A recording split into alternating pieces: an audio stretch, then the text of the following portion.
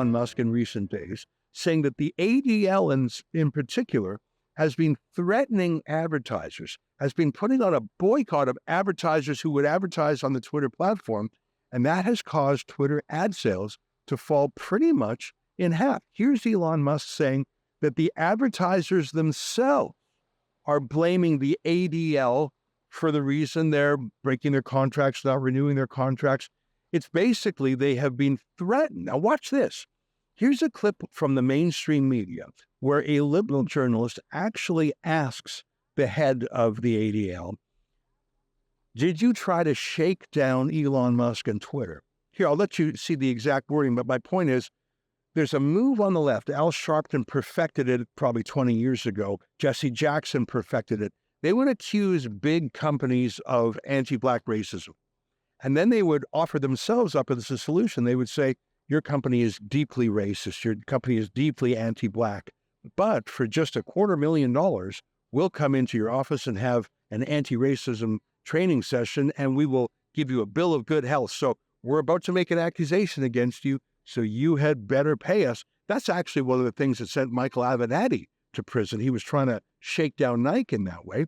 Take a look at the head of the ADL being asked, did you try to shake down Elon Musk? Take a look. Brands are big boys and girls. They will make their own decisions. I mean, let's be clear here. Like, this is the wealthiest man in the world running one of the most powerful media platforms on the planet.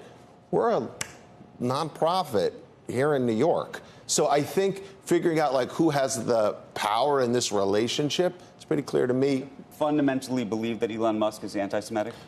I have never said Elon Musk is anti-Semitic. I've been on this show and said that I didn't think he was anti-Semitic. And I don't think Twitter as a platform is anti-Semitic. And as we've said here, hate speech is the price of free speech. But let's acknowledge that when Elon Musk and the platform bring people, hardened anti-Semites, back on, when they validate their rantings, when they algorithmically amplify them and allow it to spread. How out there are you, publicly and behind the scenes, talking to advertisers and telling them do not advertise on this platform? Are you doing that? We are not out there publicly or privately talking to advertisers. Frankly, it's true, we did call for a pause back in November after the acquisition.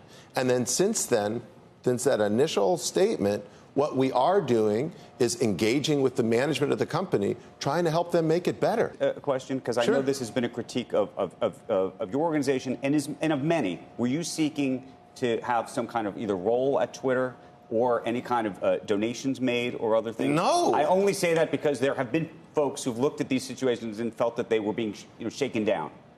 Look, I think, let me be honest about that, right?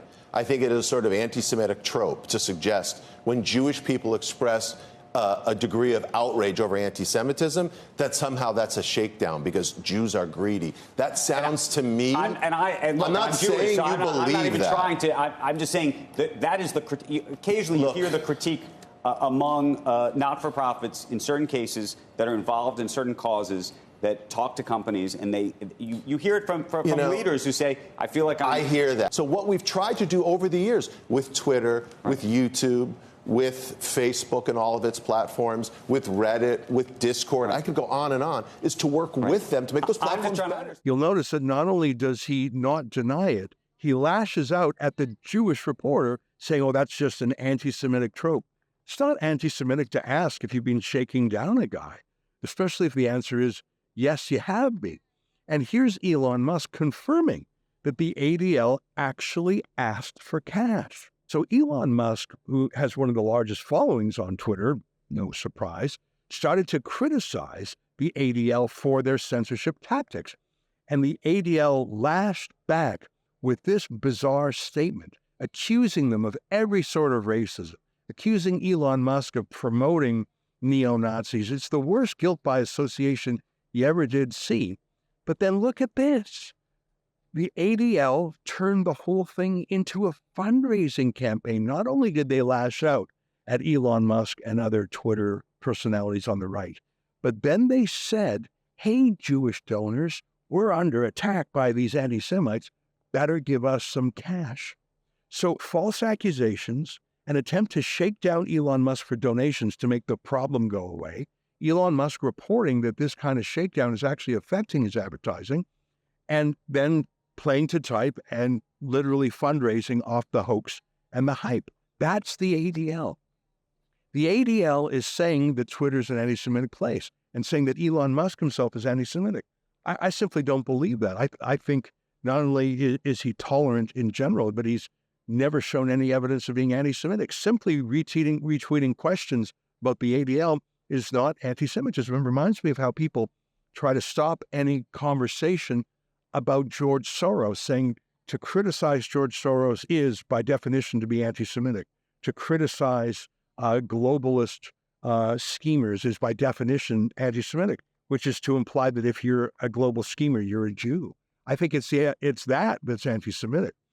And it reminds me of Anthony Fauci saying to criticize me is to criticize science. No, it's not. And you don't get to exempt yourself from any public debate just by blowing your hate crime whistle.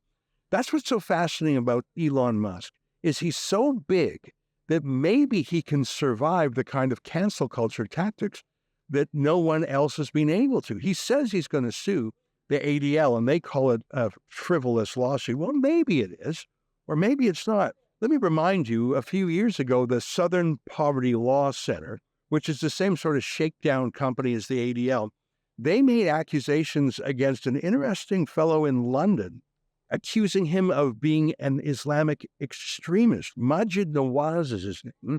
And he used to be an Islamic radical, but then he had an epiphany, and he's become sort of an ultra-moderate, progressive, peaceful, intellectual thinker. I actually follow him and find him quite fascinating.